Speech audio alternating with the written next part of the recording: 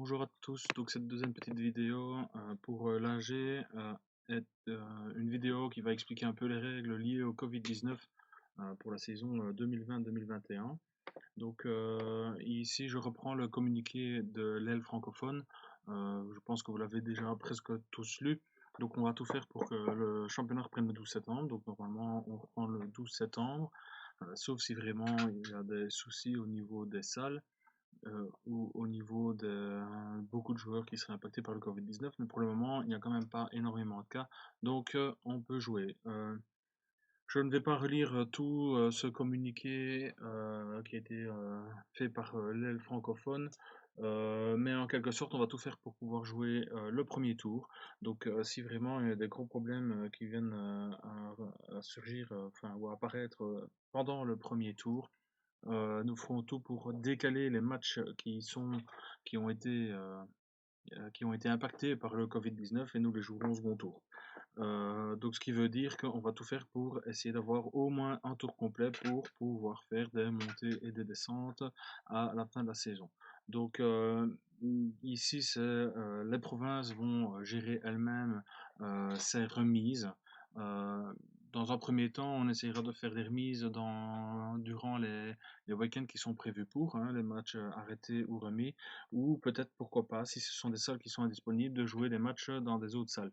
Vous avez vu déjà ici pour la province du Luxembourg que le club de Freelange, par exemple, le Freelange A va jouer à Chopacarlon à 15h30 et Freelange B, C et D joueront dans la salle de Messancy. Donc ça, c'est déjà des changements qui ont lieu à cause du Covid-19. Donc peut-être que ça pourrait arriver spontanément pour certains clubs. Il faut vraiment ne pas hésiter que les clubs nous contactent à nous et nous préviennent surtout parce qu'on n'est pas au courant de tout et on ne sonnera pas aux communes toutes les semaines pour savoir ce qu'il en est. Donc si vraiment il y a un changement au niveau de votre commune, il faut absolument nous prévenir. S'il y a des restrictions, il faut nous prévenir car nous ne sommes pas au courant de tout ce qui se passe dans toutes les communes. Ça, ce n'est pas possible. Donc voilà, là on compte sur vous pour avoir une interaction avec nous. On ne va pas commencer non plus à sonner à tous les clubs pour savoir s'il y a des restrictions. Il y a quand même un petit boulot de votre part à faire vers nous, parce que si on n'est pas au courant, nous autres, ce qu'on fera, on vous fait jouer. Et si vous ne savez pas jouer et que vous ne nous avez pas prévenu parce que vous n'avez pas de salle, ben, ce seront des forfaits qui tomberont, et ça, c'est vraiment malheureux. Donc nous, on ne veut pas en arriver là. Donc c'est vraiment, il faut vraiment une communication. Donc au niveau de l'aile francophone et donc des 5 provinces, ben, donc il n'y aura pas de double, par exemple en dames, en vétéran, pas de double. L'arbitre devra porter le masque. Il y aura des flacons désinfectants. Donc tout ça, c'est des choses qui ne sont quand même pas spécialement très contraignantes. Il faut forcément désinfecter le matériel et ainsi de suite. Quand la prise de température, ça, on ne le fera pas parce que bon, il n'y a pas beaucoup de clubs qui ont des personnes assermentées ou mandatées pour le faire. Donc voilà. On ne va pas spécialement publier des règles particulières. On va vous donner, et d'ailleurs c'est dans le mail que vous avez reçu du secrétariat provincial, une affiche avec les différentes règles à respecter au sein de votre salle. Donc voilà. Alors, justement, j'en viens à ce document que vous avez reçu dans le mail. Donc au niveau du club, eh bien, il faudra désigner un responsable Covid-19 dans la mesure du possible en tout cas. Donc généralement, bon, on prendra un des responsables du club, hein, donc pour dire que c'est cette personne-là qui gère tout ce qui est lié au Covid-19. Bon, il n'y a quand même pas grand-chose à faire. Euh, on va, dans la mesure du possible, prévoir 1,50 m entre les tables, vu qu'on a 1,50 m entre euh, la distanciation sociale, bien, on va mettre 1,50 m entre les tables, ça fera, comme ça on est sûr, puisque les joueurs ne seront pas spécialement tout le temps en contact. Et donc on va voir même après que pour le moment, de toute façon, les sports de contact sont autorisés, donc ce n'est pas, on n'est pas hors règle si on met 1,50 m entre les tables. On installe la salle avec un minimum de manipulation du matériel, donc une ou deux personnes pour installer la table, et table, filet et séparation, et après on désinfecte. Donc une fois qu'on a désinfecté, on peut commencer. Pour les entraînements, on prévoit un système de réservation créneau, ça chaque club fait comme il le sent. Donc avant de jouer au tennis de table, on porte le masque partout dans la salle, sauf pour jouer. Pour jouer, il n'y a pas de problème. Il est souhaité d'arriver directement en tenue de sport, comme ça vous êtes quitte de vous changer et de manipuler beaucoup de matériel. Donc c'est voilà, c'est des recommandations, c'est des choses qui sont facilement réalisables. Du gel hydroalcoolique ou du savon et un évier devraient être mis à disposition des joueurs dans les salles. Donc il est préférable de déposer aussi ses affaires dans un endroit isolé pour ne pas que tout le monde puisse y toucher. Donc surtout l'essuie, la bouteille d'eau, enfin, donc, tout ça c'est des choses qui sont facilement réalisables. Et alors tous les joueurs se nettoient les mains avant d'arriver dans la salle. Donc les clubs devront mettre à disposition du gel alcoolique, hydroalcoolique euh, aux joueurs à l'entrée des salles. Et alors pendant la séance, ben, les arbitres vont devoir porter le masque. Les joueurs ne devront pas s'essuyer les mains sur la table. Il y a beaucoup de joueurs qui le font au tennis de table, donc là, non, c'est niet. On évite le plus possible de faire ça, autrement on va devoir désinfecter la table par après, donc c'est encore du chipotage. On n'utilise pas de petits matériels, enfin, ça sert. Ce qui peut être évité, on l'évite. Et les poignées de main en fin de partie ne sont pas autorisées, ben forcément on essaye d'éviter la propagation du virus. Donc ça, c'est un document que vous avez dans le mail. Donc c'est un rappel de base des consignes de base. Alors on a reçu un mail de l'AISF donc qui provient aussi de l'ADEPS. L'ADEPS et la ministre des Sports ont mis tout récemment un code couleur pour le monde du sport. Donc ça, vous pouvez retrouver ça sur le site de l'ADEPS. Donc je vous montre ça tout de suite. Et donc vous allez sur le site ici de l'ADEPS.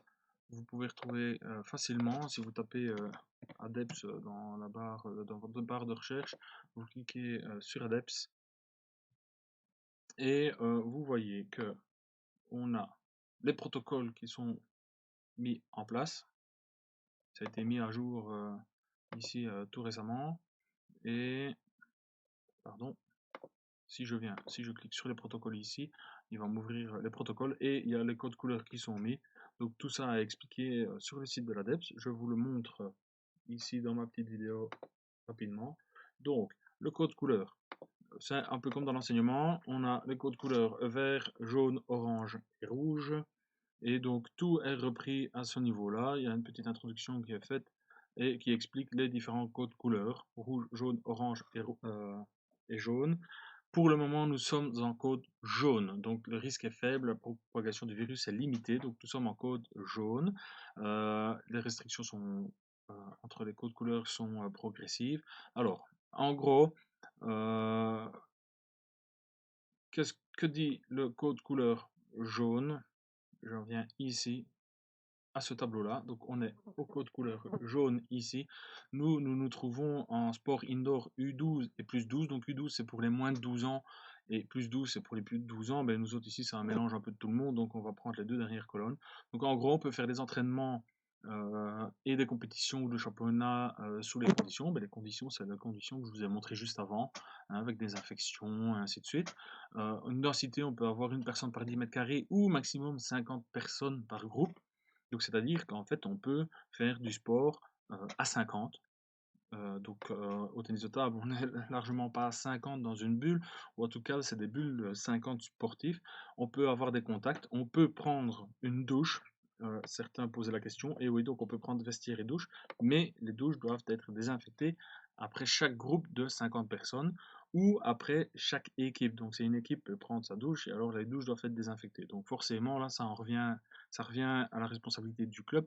Si le club ne se sent pas apte à devoir nettoyer et désinfecter les douches après chaque passage, eh bien les douches ne sont pas accessibles. Mais ça revient, c'est en droit des clubs de refuser de donner une douche. En plus, tous les clubs n'ont pas de douche, donc voilà. On peut avoir du public avec les distances sociales, donc ça c'est à l'arrêté ministériel, donc du public, distance sociale, port du masque, et le protocole, c'est le protocole de phase 4. Le protocole de phase 4 que vous pouvez retrouver sur le site de l'ADEPS, le voici. Donc je vous le montre aussi. Protocole de phase 4 indoor, mis à jour pour le 1er septembre 2020, donc qui a été publié le 26 août 2020. Et donc on revoit ici vestiaires où les vestiaires peuvent être partagés avec des personnes d'une même bulle, 50 personnes, donc c'est une bulle sportive. donc on peut avoir une bulle sportive de 50 personnes. Les compétitions peuvent reprendre avec un public, mais il faut regarder l'arrêté ministériel, vérifier le bon fonctionnement du système de ventilation, nettoyage, désinfection des vestiaires et des douches. Voilà, tout ça c'est dans le protocole des sports indoor que vous pouvez retrouver sur le site de l'ADEPS. Donc il est très facile de réaliser le sport de tennis de table en intérieur. Les risques sont très faibles et donc voilà. Je pense que j'ai dit la majorité de ce qui devait être dit. Nous sommes disponibles au niveau du CP, nous répondons le plus vite possible. Nous essayons d'avoir des contacts avec les communes pour aussi pour les restrictions au niveau des occupations de salles. Donc voilà, on s'occupe un peu de tout. Si jamais vous avez des questions, ben, n'hésitez pas, vous pouvez toujours les poser. Je pense qu'il ne faut pas avoir peur. Il ne faut pas non plus trop faut pas trop avoir peur, tout simplement. Euh, Dédramatiser, oui, c'est bon, ça va. Donc voilà, soyez confiants. Si vous vous désinfectez les mains, si vous portez votre masque, euh, il n'y aura pas de problème. Moi, je vous conseille, avant de jouer un match, de vous mettre d'accord entre les clubs quand même, parce qu'il y en a qui veulent absolument respecter un grand maximum. Il y en a qui ne veulent pas du tout respecter. Ça, on le conçoit bien. Ben, mettez-vous d'accord avant de commencer un match sur ce que vous faites ou pas. Donc voilà, nous autres, on préconise forcément de toute façon de bien respecter les règles, donc de bien désinfecter le matériel, de porter le masque en dehors de l'aire de jeu. Et voilà, on ne peut pas surveiller tout le monde, ça forcément, les clubs restent responsables de ce qui se passe dans leur salle. On ne peut pas, de toute façon, on ne pourra pas vous incriminer de ne pas d'être responsable d'avoir donné le Covid à quelqu'un, puisque de toute façon, on ne peut pas le prouver. Donc voilà, rien nous dit de où une personne attrapera le virus, donc il ne faut pas vraiment pas avoir peur de ça. Ça reste une maladie, donc voilà, faites pour en mieux, essayons d'être le plus convivial possible et essayons de reprendre notre sport qui nous manque vraiment à tous là, depuis 5 mois et demi. Donc j'espère que tout se passera bien et que vous vous porterez au mieux de votre forme euh, pour commencer le championnat. Voilà, je vous remercie.